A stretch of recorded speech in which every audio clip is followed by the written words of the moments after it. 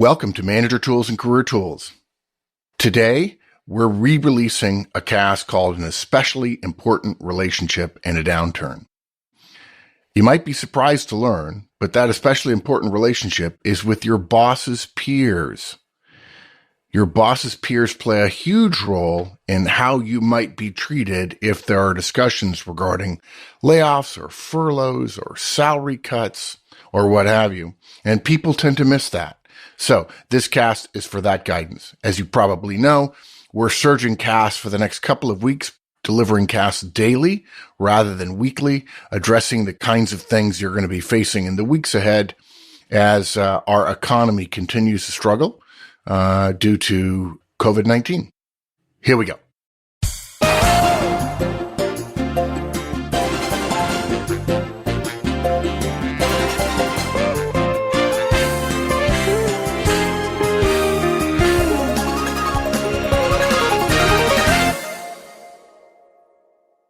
This cast is interesting to me because I know you probably don't think about it as much as I do because some of this is natural to you. But for somebody who's come out of an IT organization, out of an engineering organization, I hear all the time this discomfort with playing politics, quote unquote. Right. And engineers and IT folks and all that, they kind of know that they need to play politics, but it's disdainful to them, number one. And number two, they don't know how to translate that into activity, a set of actions, right? Action, yeah. Well, it's funny you mentioned play politics. I always laugh when people say that. And when people think I'm weird because all I think about is management and clients and individual managers, I really have no life. But people think I'm weird because they start saying, well, I don't want to play politics. I don't want to blah, blah, blah. My response is, you're right. You don't want to play politics because everybody above you, they're not playing. They're working. Yeah, it's for real. And it's not sport. It's serious stuff. And if you go into that and you play, you're going to get your head handed to you. Exactly. Yeah. And so I wanted to mention that, and that's not part of the show notes. That's not part of our planned delivery today. But it's important. So if you're a technical person or IT person, engineer, whatever, where you don't naturally tend to think about these kind of things, here is an example. This cast is an example of politics in action. Politics in a positive way, which is building relationships. Look, I don't think, it's funny. I don't think you can say politics in a positive way. Well, we can, but we just ought to have a string, a thread or a grouping of casts called politics to help to speak to people who would call it that. But the fact is, if you're in an organization and there are people involved, politics are happening. You can wish it away. I think we mentioned recently in a cast something to the effect of, we make recommendations for the real world. And I just think that this is politics, but it is how organizations run. And sometimes when I hear politics, I just sort of step back. But I think we ought to speak to it, at least in terms of a thread or a series on politics, recognizing that almost all of our shows, particularly those dealing with relationships, are going to touch on politics. And if you're uncomfortable with relationships, and sometimes you see relationships making a difference, and you call that politics, you essentially have a career-limiting mental image that it's going to hurt you. Yep, absolutely. Okay, so let's get right into this cast, which is about the importance of relationships during an economic downturn, and what do we do about that? Yeah, and of course, this works all the time, but it's particularly important during a downturn because of the steel cage death match. Yeah, and why don't you explain that real quickly in case people don't understand? Yeah, that's right. We joke about that. That's one of our phrases from Dan McGuire. But the steel cage death match meeting is the meeting that happens among perhaps people at your level and higher, where decisions are made about who stays and who goes when there are layoffs during a recession. We call it the steel cage death match because managers go in and the door is shut and fighting goes on about who gets to keep whom. And it's not a trivial thing, and you want to be prepared for it. And we've made some allusions to it, and we've suggested some ways that managers can prepare for it so that you can keep as many of your people as you can within reason, recognizing that probably if the layoffs are deep enough and wide enough, everybody's going to lose some folks. But on the margins, you can keep more of your folks, more of your team, if you're more well prepared than other managers who go into the meeting. Some managers would call it a layoff meeting. Some people would call it a headcount meeting. Some people will call it a drawdown meeting, whatever you want to call it. We joke about it and call it the steel cage death match to send some message about how important it is and how professional managers can get ahead with advanced work. Right. And today we're going to focus on a couple of things, but one of the things we're going to talk about is that your boss's peers play an incredibly important role during downturns.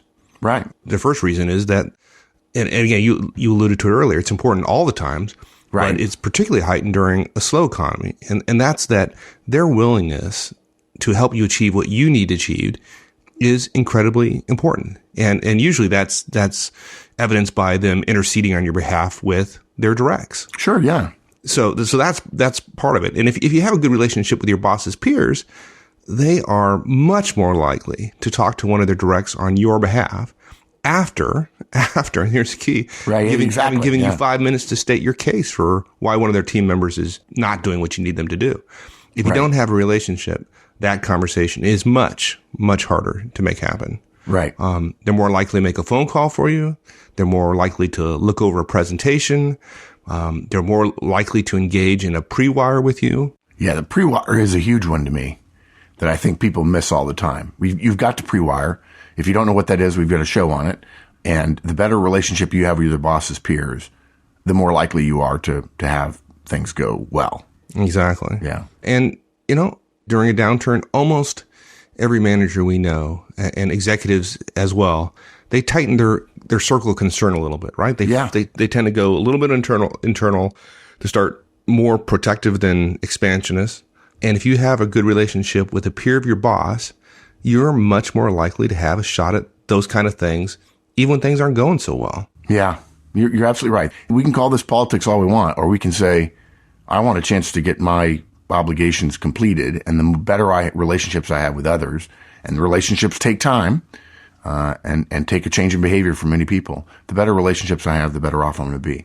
And look, let's even say the second reason for having the important relationship or having a good relationship with your boss's peers is the hidden gem of an economic downturn. And that is, and I'm sure some people have already figured it out and we've alluded to it, your boss's peers are likely to going to be in that steel cage deathmatch meeting where your job security is being determined. Bingo. Being well perceived by the group that will make that decision is, in our minds, one of the career tools no-brainers. You've got to do it. Yeah, your name comes up in the meeting. Your boss, let's assume your boss is going to support you. And if that's not true, then we got different issues we need to talk about. But your boss is, essentially competing for scarce resources with all her peers. And then when your name comes up, her peers are vocalizing support for you.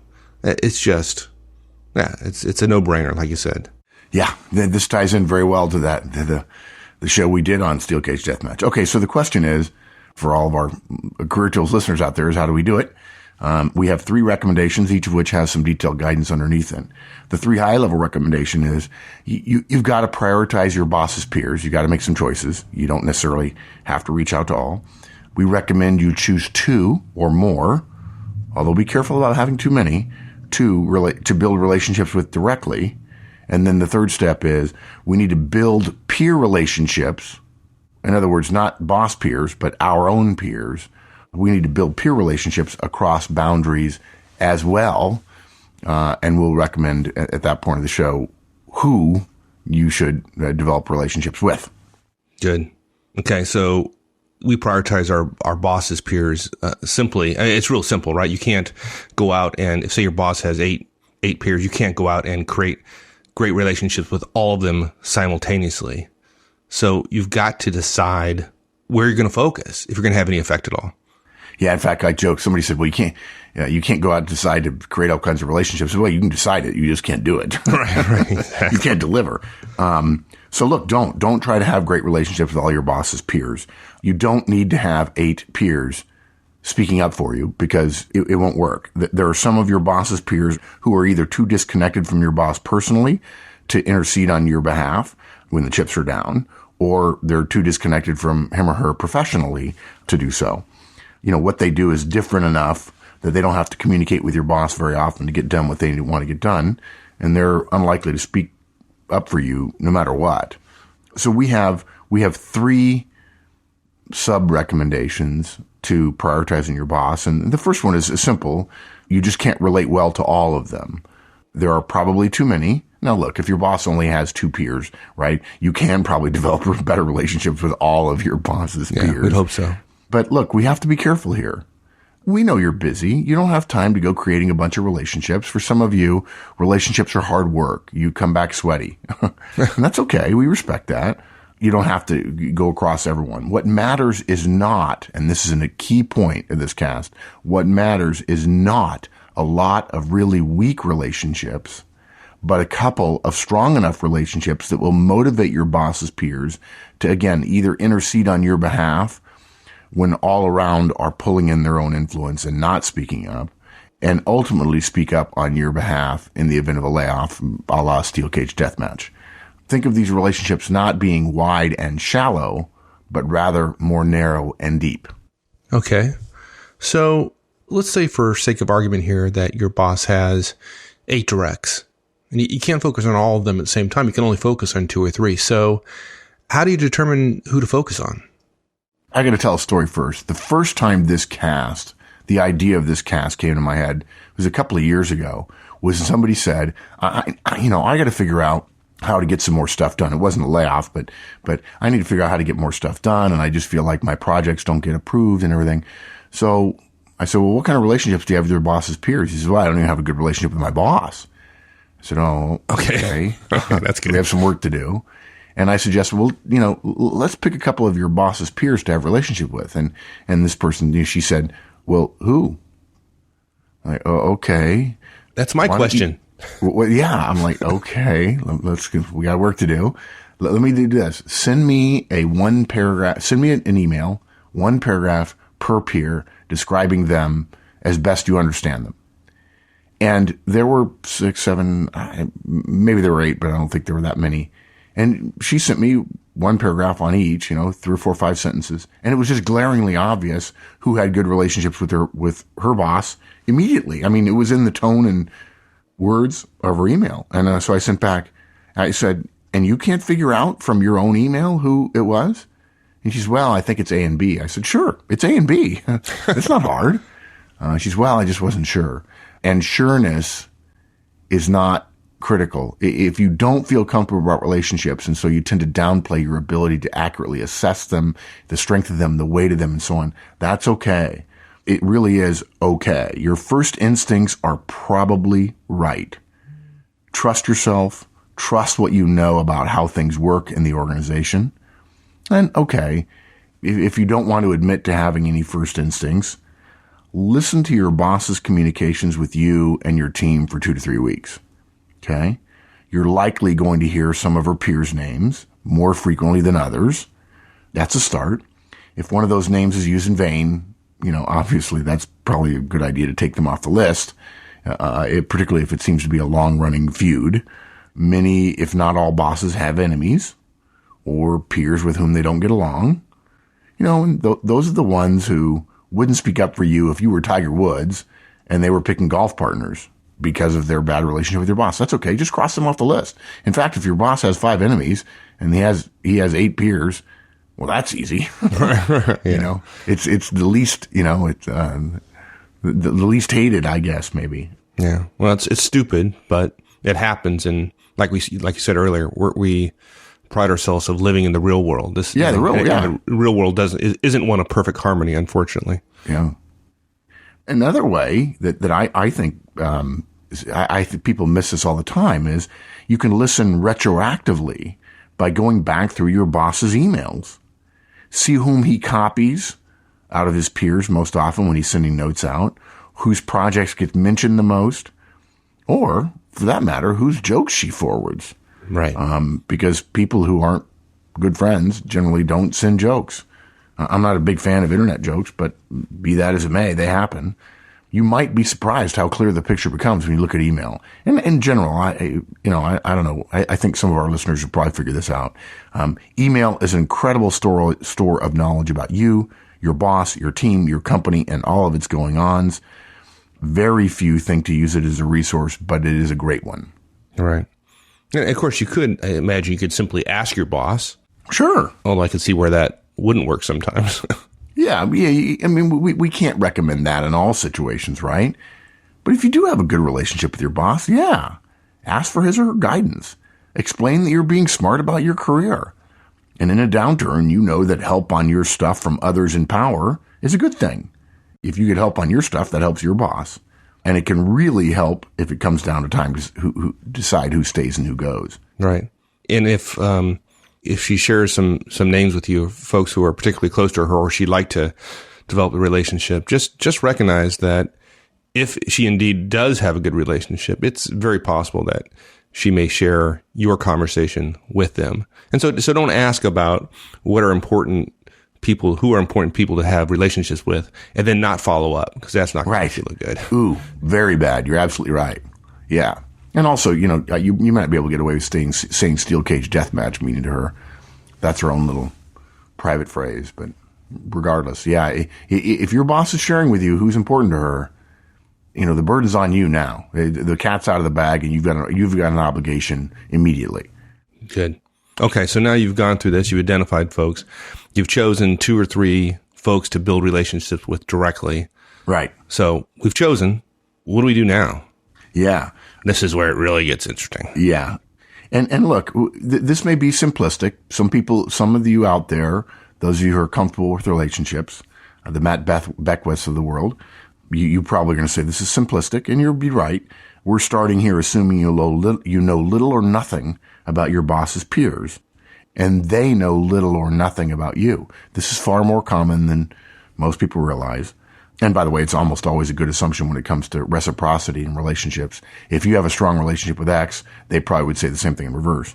Look, I have to say that you mentioned technical people and IT people, and we know we have a fair share of those in our audience. So I'm going to be very blunt.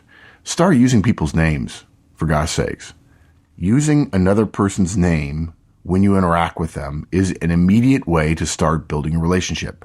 People notice. They don't even know what they've noticed. They just notice. We're amazed at the number of managers and professionals who don't make a point of using other people's names when they're interacting. So start with this. When you see your boss's peer who's on your list, say, "Hi, Cheryl," not just "Hey." Hey or hi to some is, without the name, is, I know I have to say something to you, but I'm not going to reach out anymore. I'm not going to recognize who you are. I'm going to give you the same greeting I give somebody who I don't know in the organization, but who I come in contact with for some reason. This is how relationships start, believe it or not. You don't have to be a schmoozer, okay? Hopefully many of our listeners remember that we titled our first cast about relationships, Building a Network. And I think we said on that cast that we did not call it networking because of the stupid bias that a lot of technical people have against networking, which is a terribly important career tool. Yeah, exactly. Yeah. So use their name. Believe it or not, that works. One thing, this is something that just floors me every time, which is, and it's so simple, but folks don't do it. And I think we alluded this maybe on our very first cast when we described, I think we titled it, is a bad title, but I think we titled it something like Solution to a Stalled Technical Career. Well, why is that a bad title? Dude. That was a good title. Oh, you like it? Okay. All right. The technical people, yeah, they wonder why their careers are stalled. And they're like, I'm learning all this technical stuff. I'm like, dude, you need to know people. Yeah, you exactly. Need to have relationships with the marketing people that you don't like because they go party on Fridays at 3:00 in the afternoon. Okay, well, I'm glad you liked the title. So, yeah. So the thing we talked about in there was when you go to meetings, sit with the folks that you want to develop relationships with. Don't sit with your friends. That's the natural thing. We all, I think we talked about on the podcast, you go into a meeting with say IT and marketing, and you have marketing on one side of the table, and then you have IT on the other side of the table. And well, that doesn't feel like it's relationship building. Right. So in this case, sit with your boss's friends. Yeah. There's 2 or 3 people. If they're in the meeting, go sit with them. And then when you sit with them, don't sit like a stone either. Do what you normally do when you sit next to someone. If you get up and get coffee, ask them, hey, can I get you some coffee? Or to our earlier point, hey, Joe, can I get you some coffee? Right, exactly. Ask them about their perspective on, particular situations that are coming up during the meeting. Right. If you have a dog in the fight, ask their opinion before the conversation. Right. If you need common ground and struggling, refer to one of their directs who's a peer of yours with whom you have a relationship. Yeah. Talk, ask questions, listen, respond. That's what folks do when they're in a relationship. Yeah. Talk, ask questions, listen, respond. Gee, it sounds like it's a relationship. Kind of. Yeah. Sort of. Yeah. Another thing, the second thing we recommend, or the third thing we recommend, gee whiz, even if you can't sit with them at the meeting, I mean, some places have seating charts, shake hands before and after the meeting. Go over and say hello. And this one's funny because it's like we recommended it years ago. And it works, however unclever or overly simplistic it sounds. Whether you sit next to, walk over, shake hands, say hello. Maybe you have to get to a meeting a couple minutes early, and maybe you have to hang around a couple minutes afterwards. And for those of you who are in the efficiency rather than the effectiveness category, you're in the just let me do my work and I'm really not a politician kind of thing. If you're one of those people and you're too busy to be at meetings on time and so you can't show up a couple minutes early, look, I'm a nice guy and all, but let me just tweak you a little bit and say, please stop listening to this cast right now because you're so good at making excuses for yourself for not having to do things you're not comfortable with that you're unlikely to put into action our recommendations going forward. If you want better relationship with your boss's peers, which is how people who end up lasting through steel cage deathmatch meetings or layoff meetings on the margin, not in all cases, but on the margin. That's how they make it through. Then if you don't have those good relationships and you're not willing to, in your mind, play politics or put differently, simply strengthen relationships, you're unlikely to be successful. I want to go back to our point about conversations because I need to share something here. And it's going to sound obvious to a lot of folks here, but we have people all ranges of experience. When you're having a conversation, a good conversation with folks does not include your problems, your issues, speaking poorly of others, gossip. Don't make conversations with you a burden to be avoided at all costs in the future as a result of the things you discuss. Yeah, great point. The great way to be a conversationalist is to talk about the other person. Exactly. Yeah, good. All right, so now we've picked 2 or 3 of your boss's peers that we're going to build a relationship with. Who else? Anybody else we need to work with? To me, this is the mistake people make.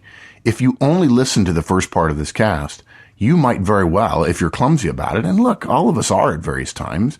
We're not asking you to be a statesman or a diplomat or somebody from the State Department, but up until now, you could argue this is just a cast about sucking up. It's not. No, I hadn't thought of it that way, but you're right. The real relationships that really matter, that are relatively easier to do, are to build relationship with your peers, those people who are directs of your boss's peers, across the boundaries. This is really where you can have the most impact.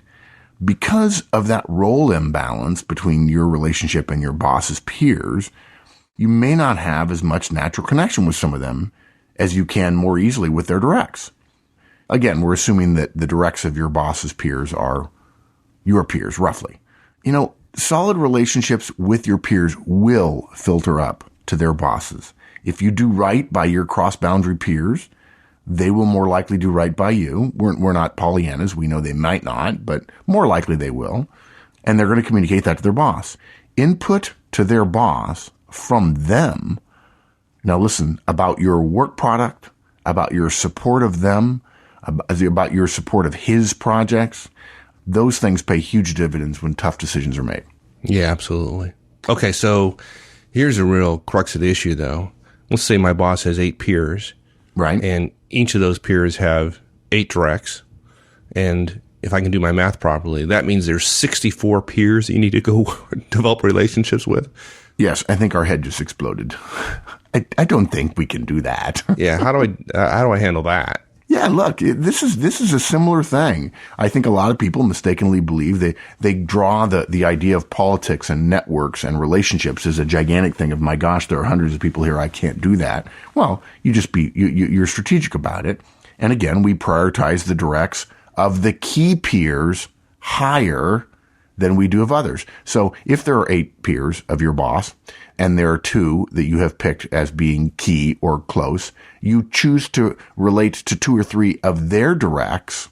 And frankly, hey, you choose to strengthen your relationship with their directs more than you do with the others. And you probably pick 2 or 3 of those who are first among equals, if you will, to strengthen your relationship. What you're doing is you're doubling down your bet on the key peers.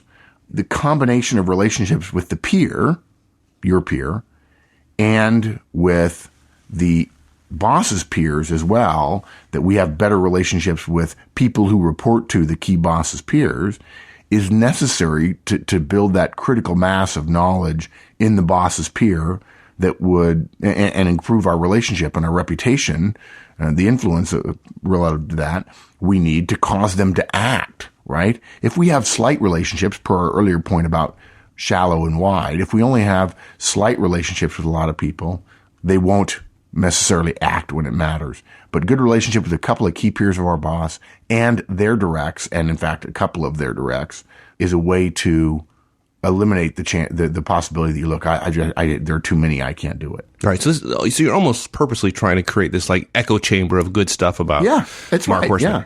It's usually not a good word, echo chamber, but that's exactly what it is. I want them talking to each other about me. Exactly. Let me ask you a question though. Who should I focus on? If I have, let's say this peer of my bosses is one of the people that I have selected to build a relationship with, and I've been working with her, and she has 2 or 3 directs that I think are important. And a couple of them I have good relationships with already. And there's one I don't have a good relationship with. Maybe it's worse than not good. Maybe it's a bad relationship. Where do I focus? I focus on the ones that I have, kind of building our strength, or do I go and spend time trying to fix my broken relationship? Build on strength. Yeah. Don't try to take somebody out of the cellar. If you spend 6 months working on it and you get them out of the cellar and into neutral, they're not going to be talking to their boss about you. That first impression is negative, and you have to work really hard to overcome that. So if you have good relationships, or just let's say average relationships with a couple that are key directs of your boss's peers, in other words, your peers across the boundary, I would start there rather than trying to salvage one. Now look, if he or she is first among equals in a big way, then you need to respond to them just because that's part of building a relationship with their boss. But no, I wouldn't try to take somebody out of the cellar. Yeah, you could spend a lot of time there. And not frustrating time. Good. Okay. All right. So now I've got a couple of folks. Give me some ideas on what I can do specifically. Yeah. What can I do to build those relationships? And this is one of those points that I think hopefully insulates us from a cry of politics. Look, what you do, the way you build relationships, is you do good work. and the way we recommend that in terms of peers across boundaries is you respond professionally to them when they have requests about work. We're not saying you go party with them every Tuesday or every Friday. No. All right. Okay. Some of you, now the marketing folks, now don't stop listening at this point. Yeah. Right. We'll do good work and party. Yeah. Right? There you go. Okay. What we mean is respond as a professional would to those requests for support. Consider the request. And if you can justify it in light of organizational needs and your additional criterion of supporting your key boss peers, respond well. Do high caliber work to a standard that if it were provided to you in reverse, you would consider remarkable. I love that word, by the way, because remarkable means others would remark on it, right? Because our resources of energy and time are not infinitely elastic, okay, this way may mean that we have to say no to some other requests. And look, folks, that's fine. Plenty of folks are already doing that without consequence. You're probably saying yes to everything and then letting some things go, or some requests are just not getting to you. And by the way, there's nothing wrong with going to those key peers and saying, hey, if you ever need anything, let me know. I'll be happy to help out. If you need me to leverage somebody on my team, I'll be happy to help out. Again, professional doesn't mean saying yes to everything. No one says yes to everything. All we're doing here is making obvious to y'all a reasonable criterion to apply to requests you get, and to elevate those requests from people who are key peers, to key across boundary peers, reporting to your boss's key peers. Yeah, good. Another thing you can do, this is a big mistake that younger people make. The wiser professionals get clarity up front. Younger professionals, when they learn it's important to respond well to certain requests for helps or to requests for project support, what they do is they're really eager about it. Sure, I'll be happy to help. A little bit of puppy dog in them. When we're young, we want to move quickly. When we're trying to build a relationship, we want to say yes and we want to get busy right away. And that's the wrong answer. The smart move here, in terms of improving the chances that you will deliver good work in a timely way, high quality and timely work, is to slow down on the details in the beginning while being clear that you'll help. Be careful of saying a bunch of peer relationship marketing like, you can count on me. I want to support your efforts here. I'll make this a priority. I know this is important. I'll make this work for you. I promise. Okay. Actually, let me rephrase that. Don't be careful about saying something like that. Don't say something like that. Rather say, hey, I'll be happy to help. Let's spend a few minutes getting clear about what you need from me and when and what the standards would be. If I'm going to do this, I want to do it right. I'd love to be able to ask a few questions to make sure I understand. I hate getting started and thinking I'm doing the right thing, only to find out later this isn't what somebody wanted. So give me the big picture, and then let's fill in the details so I can do good work for you. I mean, I got to tell you, somebody says that to me, I'm like, okay. Yeah. I'm digging that. Yeah. And it's not enough simply just to say you're going to help. You got to do it once you say it. And in particular, pay particular attention to deadlines. If you meet all the deadlines of anyone with whom you want to have a better relationship, you will have more friends in more places than we know of. Deadlines are the great unsung relationship glue in organizations. Yeah, I'm telling you, deadlines, particularly across boundaries, right? Because the boss can't come down and say, you will.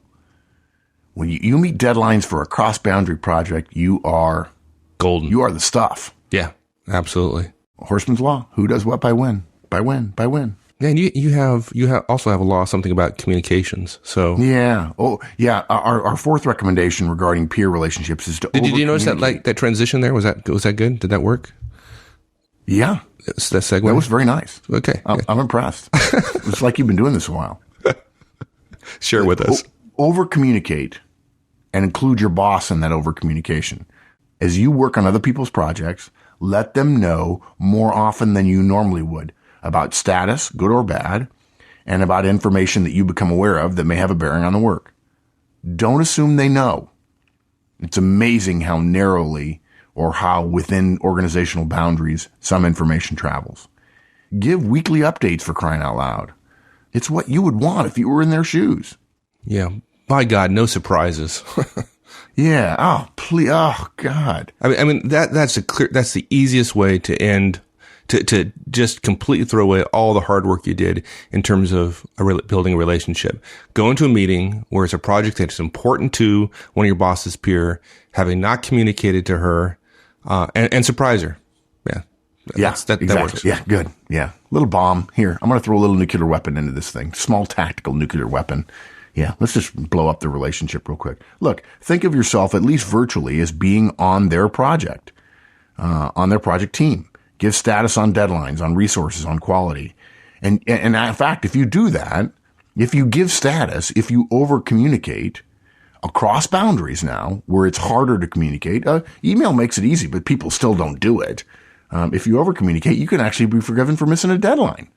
Although generally speaking, hopefully, I guess we need to do a cast about what apparently a lot of people don't know is if you report status that you're going to miss a deadline, that status better include the plan and a new deadline, the plan for meeting it and the new deadline. I'm amazed by that. Furthermore, one of the things that builds relationships is proactive communication of matters of interest. If you're not working with a peer whom you're trying to strengthen a relationship with, in other words, you're not helping them on a project or something, but you're working on something related to what they do, and probably if they're direct of your boss's peers, that happens more frequently than other people in the organization. If you learn something of interest, forward it to them, mention it to them. Unasked for intelligence is gold in many, many organizations that we are aware of. Yeah. And finally, look, keep your boss in the loop, particularly if there are problems looming. What you don't want is your peer to tell their boss, and then their boss to tell your boss, and your boss to say, how come I'm finding this out from my peer? Okay? Even if it means copying your boss on some stuff. Look, if you're creating a relationship with a peer, don't CC their boss. If you feel the need, CC your boss. Yeah. Simple, but it works. And then our last point here, which is deliver. We've already talked about it, so I might be beating a dead horse here, but and hopefully this goes without saying. If you are only successful on 80% of the projects, particularly if it's a soft economy, please make sure that they're 80% with which your boss's peers are most interested in. All other things being all equal. Things being equal, yeah. Delivering results is such a lovely support mechanism to give your boss. If he has to walk into a steel cage death match and she has results to show, you're golden. Yep. And then a couple others speak up on your behalf, and suddenly you've made it through round one. Now, that doesn't mean you shouldn't have your CV ready, but and partially it's because of relationships with key bosses' peers. So prioritize those peers, choose a couple to build relationships with directly using simplistic techniques, and then the really key, build peer relationships with their directs across those boundaries. Simple. Great. All right, folks, go make your phone calls. There you go. All right. See you later. Partner. Bye. That's it, everybody. Hopefully you'll pay a little more attention to your boss's peers in the days and weeks ahead. And tomorrow, we're going to talk about signs your organization is going to be going through a layoff. See you then.